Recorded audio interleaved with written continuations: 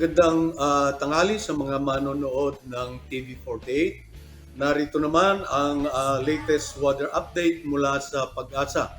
Ang northeast monsoon ang nakakaapekto ngayon sa may Luzon at Kabisayaan, kung kaya't inaasahang ang mga lugar ng Batanes, Cagayan Islands ay makakaranas ng maulap na papawirin, dulot pa rin ng hanging amihan.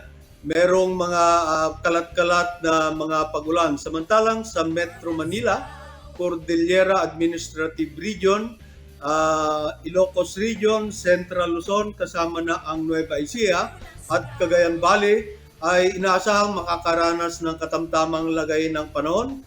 May bahagyang pag-uulap ng papawirin sa dakong hapon. Meron ding mga kalat-kalat na mahihinang mga pagulan, dulot pa rin ng hanging amihan. Sa iba pang bahagi ng ating bansa, inaasahang makakaranas ng magandang lagay ng panahon. Kung merong mga pagulan, ito ay maliit lamang ang posibilidad, dulot ng mga localized thunderstorm. Patuloy ang obserbasyon ng Pag-asa sa heat index at magpapalabas ng mga kaukulang advisory upang maging gabay natin sa pagtugon sa mainit na panahon.